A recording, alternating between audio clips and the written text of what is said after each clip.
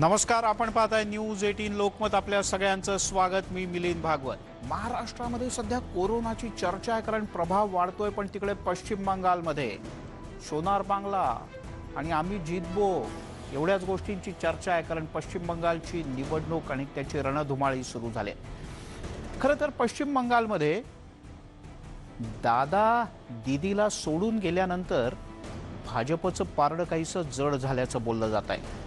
अशी चर्चा आहे की खरी लढत आहे ती या दादा आणि दीदीमध्येच. पण खरंच पश्चिम बंगालमध्ये काय स्थिती आहे जमिनीवर?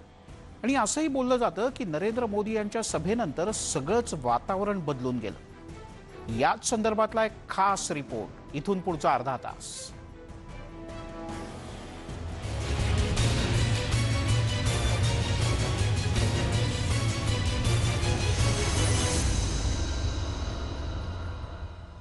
ही गोष्ट खरीच आहे की पंतप्रधान नरेंद्र मोदी यांच्या जाहीर सभेनंतर पश्चिम बंगालमध्ये भाजप बाजी मारणार की काय अशी चर्चा जोरदार सुरू झाली.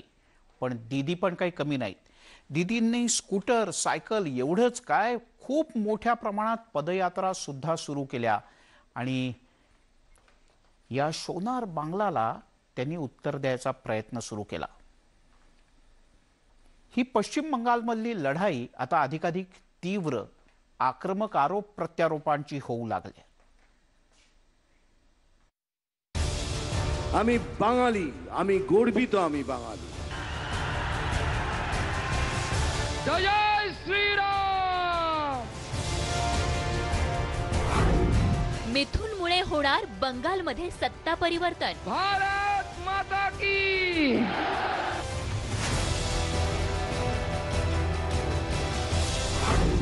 डिस्को डान्सरचा दीदींशी सामना. बंगालच्या राजकारणात अभिनेत्याची एंट्री. भारत माता की. भारत माता की. भारत माता की. भारत माता की. बंगालच्या राजकारणात आणखीन एका अभिनेत्याची एंट्री झालीय. जय श्रीराम. कोलकातात झालेल्या जाहीर सभेत अभिनेते मिथुन चक्रवर्ती यांनी पंतप्रधान नरेंद्र मोदींच्या उपस्थितीत भाजपत प्रवेश केला. रुपेरी पडद्यावर अधिराज्य केल्यानंतर मिथुन चक्रवर्ती आता राजकीय व्यासपीठ गाजवण्यास सज्ज झाले. हमारे बीच बांग्लार छेले मिथुन चक्रवर्ती जी भी है. उनकी जीवन गाथा संघर्ष और सफलता के अद्भुत उदाहरणों से भरी हुई है. अपनी सफलता का पुण्य वो लोकनाथ बाबा के आशीर्वाद से सामान्य जनों तक पहुंचा रहे हैं. 80 आणि 90च्या दशकात त्यांनी हिंदी सिनेसृष्टीत सुपरस्टार पदापर्यंत मजल मारली होती. समांतर ते व्यावसायिक सिनेमा असा त्यांच्या अभिनयाचा प्रवास आहे. एक कसलेला अभिनेता म्हणून त्यांची ओळख असून बंगालच्या मातीशी त्यांचं घट्ट नातं आहे. पंतप्रधान नरेंद्र मोदींच्या उपस्थितीत कोलकाताच्या ब्रिगेड मैदानात भाजपच्या प्रचार सभेचं आयोजन करण्यात आलं होतं. या जाहीर सभेत बंगालमधील अनेक बड्या हस्तींनी हजेरी लावली होती आणि याच कार्यक्रमात अभिनेते मिथुन चक्रवर्ती भाजपचा झेंडा हाती घेऊन व्यासपीठावर दाखल झाले. जय श्रीराम. जय श्रीराम. मिथुन चक्रवर्ती व्यासपीठावर दाखल होताच पंतप्रधान नरेंद्र मोदींना आपला पाठिंबा असल्याची घोषणा त्यांनी केली. तर उपस्थितांनी देखील मिथुन चक्रवर्तींच्या त्या भूमिकेचं जोरदार स्वागत केलं. भारत माता की. त्यानंतर भाजप नेत्यांनीही पारंपरिक पद्धतीनं मिथुन चक्रवर्ती यांचं पक्षात स्वागत केलं. आपल्या अभिनयाच्या जोरावर हिंदी फिल्म इंडस्ट्री गाजवणाऱ्या मिथुन चक्रवर्तींनी आता भाजपच्या साथीनं राजकीय जीवनाला सुरुवात केली आहे. त्यामुळेच भाजपतील पक्षप्रवेश हा आपल्यासाठी एखाद्या स्वप्नासारखा असल्याची भावना मिथुनदांनी व्यक्त केली आहे. भाजपात प्रवेश करून बंगालच्या जनतेची सेवा करणार असल्याचं त्यांनी यावेळी सांगितलं. तसंच आपण जे बोलतो ते करून दाखवतो असा डायलॉगही त्यांनी लगावला. সেদিন একটা স্বপ্ন দেখেছিলাম কি আমি জীবনে কিছু করব, কিন্তু এই স্বপ্নটা দেখিনি কি আজ আমি এই মঞ্চে যেখানে ভারতবর্ষের সব থেকে বড় বড় লিডার্সরা বসে আছেন আর তার ঠিক কিছুক্ষণ পরেই world's biggest democracy's biggest leader our beloved prime minister mister Narendra ji Modi ji यहाँ पहुंचेंगे. ये सपना नहीं तो क्या है, এটা স্বপ্ন নয় তো কি. भाजपात दाखल होताच मिथुन चक्रवर्ती यांनी मुख्यमंत्री ममता बॅनर्जींचं नाव न घेता जोरदार टीका केलीये. स्थानिक आणि बाहेरचे या वादावरही मिथुन यांनी भाष्य केलं. बंगालमधील रहिवासी हा बंगाली असून त्यांच्या अधिकारावर गदा आणण्याचा कुणी प्रयत्न केला तर आपण त्या विरोधात लढण्यास सज्ज असल्याचा इशाराही त्यांनी दिलाय. मैं बंगाल में रहने वाले सभी को ही बंगाली बोलता हूं, क्योंकि आप यहाँ बड़े हुए हैं.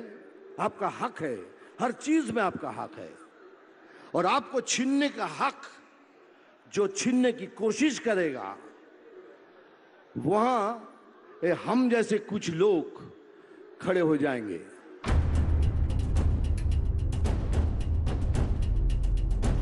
मिथुन दा म्हणून मिथुन चक्रवर्ती प्रसिद्ध आहेत. तसंच त्यांचे अनेक डायलॉग्सही प्रसिद्ध आहेत आणि त्याचमुळे बंगालच्या निवडणूक प्रचारात आता मिथुन चक्रवर्ती हे भाजपचे स्टार प्रचारक असण्याची शक्यता नाकारता येत नाही. आणि त्याचीच पहिली झलक ही ब्रिगेड ग्राउंडवरच्या जाहीर सभेत बघायला मिळाली. আমি জল ঢোড়াও নই, বেলে বোড়াও নই, আমি একটা কোবরা. 16 फेब्रुवारीला मिथुन चक्रवर्ती यांनी राष्ट्रीय स्वयंसेवक संघ प्रमुख मोहन भागवत यांची भेट घेतली होती. त्या भेटीनंतरच मिथुन भाजपत सहभागी होणार असल्याची चर्चा सुरू झाली. रविवारच्या सभेपूर्वी भाजप नेते कैलाश विजयवर्गीय यांच्या सहित अनेक भाजप नेत्यांनीही मिथुन चक्रवर्ती भाजपत दाखल होणार असल्याची शक्यता वर्तवली होती. आणि रविवारी प्रत्यक्षात तसंच घडलं. मिथुनदांनी भाजपचं कमळ हाती घेतलं. Now what we see ke BJP is making a government, that's for sure. And if we can all fulfill Prime Minister's dream that we want to make a Sonar Bangla, I'll be the proudest man. Mithun Chakraborty यांच्या आजवरच्या राजकीय प्रवासावर नजर टाकल्यास ही त्यांची दुसरी राजकीय खेळी असल्याचं तुमच्या लक्षात येईल. खरं तर यापूर्वी ममता बॅनर्जी यांच्या तृणमूल काँग्रेसनं मिथुन चक्रवर्तींना राज्यसभेत पाठवलं होतं. 2011 मध्ये ते तृणमूल काँग्रेसचे राज्यसभा सदस्य होते. पण पुढे शारदा घोटाळ्यात त्यांचं नाव आल्यामुळे त्यांनी राज्यसभेच्या खासदारकीचा राजीनामा दिला. तसंच त्यांनी तृणमूल काँग्रेसपासूनही फारकत घेतली. पण आता पुन्हा एकदा भाजपच्या माध्यमातून त्यांनी सक्रिय राजकारणात प्रवेश केलाय.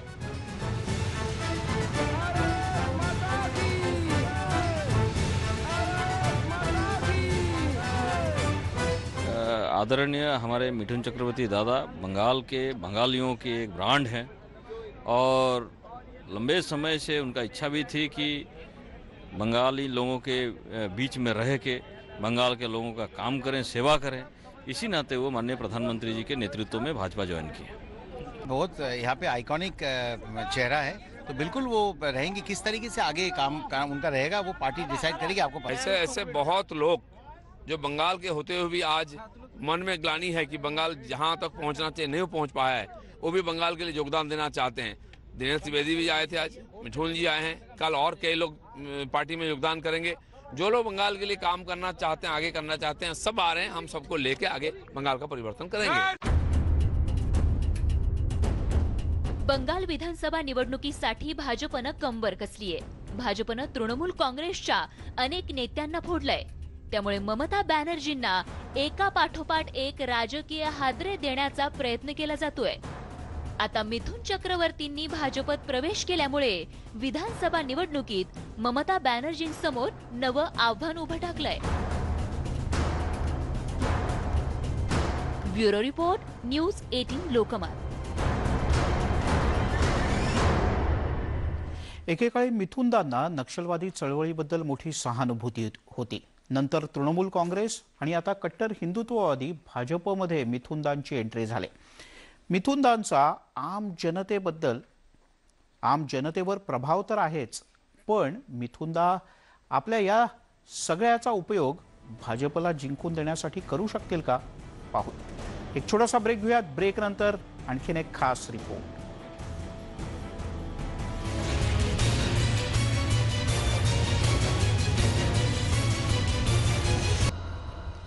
ब्रेक नंतर आपल्या सगळ्यांचं पुन्हा एकदा स्वागत. खरं तर ज्या मिथुन चक्रवर्तींना भाजपनं आपल्यात घेतलं, याच मिथुन चक्रवर्तींवर तृणमूलचे खासदार असताना शारदा चिटफंड घोटाळ्यात त्यांचं नाव आलं होतं आणि त्याच मुद्द्यावरून त्यांनी तृणमूल काँग्रेसचा नंतर त्याआधी खासदारकीचाही राजीनामा दिला होता. आता भारतीय जनता पक्ष ममता बॅनर्जी यांच्या कार्यकाळातला हिंसाचार, दंगे, खून, मारामाऱ्या यासोबतच भ्रष्टाचाराचा मुद्दा सुद्धा निवडणुकीत महत्त्वाचा मुद्दा करताय आणि याच भ्रष्टाचारासह विकासाच्या मुद्द्यावरून पंतप्रधानांनी दीदींवर आरोपांची झोड उठवली. पंतप्रधानांचा बंगालमध्ये झंझावात.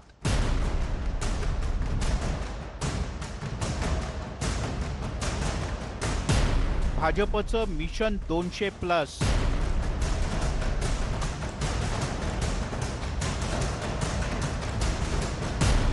बंगालच्या प्रचाराची रणधुमाळी. बंगाल विधानसभा निवडणुकीच्या प्रचारात आता रंग भरू लागलाय. इथे भाजप विरुद्ध तृणमूल काँग्रेस असा सामना रंगायला सुरुवात झाली आहे. गेली 10 वर्ष सत्तेत असलेल्या ममता बॅनर्जींसमोर भाजपनं तगडं आव्हान उभं केलंय. रविवारी झालेल्या पंतप्रधान नरेंद्र मोदी यांच्या जाहीर सभेत त्याची झलक पाहायला मिळाली. बंगालची सत्ता काबीज करण्यासाठी भाजपनं कंबर कसली आहे. पंतप्रधान मोदींनी बंगालवासियांना साथ घातली आहे. इतने बड़े लंबे कार्यकाल में मैंने कभी इतने बड़े विशाल जनसमूह का हमें आशीर्वाद मिला हो, ऐसा दृश्य मुझे आज देखने को मिला. बंगाल विधानसभा निवडणुकीसाठी भाजपनं प्रतिष्ठा पणाला लावली आहे. भाजपच्या नेत्यांनी आता ममता बॅनर्जींच्या सरकारवर हल्लाबोल सुरू केलाय. त्यामुळे तृणमूल काँग्रेसची चांगलीच कोंडी झाली आहे. तृणमूल काँग्रेसकडून भाजपवर प्रतिहल्ले चढवले जात आहेत. पश्चिम बंगाल विधानसभा निवडणुकीत तृणमूल काँग्रेस विरुद्ध इतर असा सामना रंगणार आहे.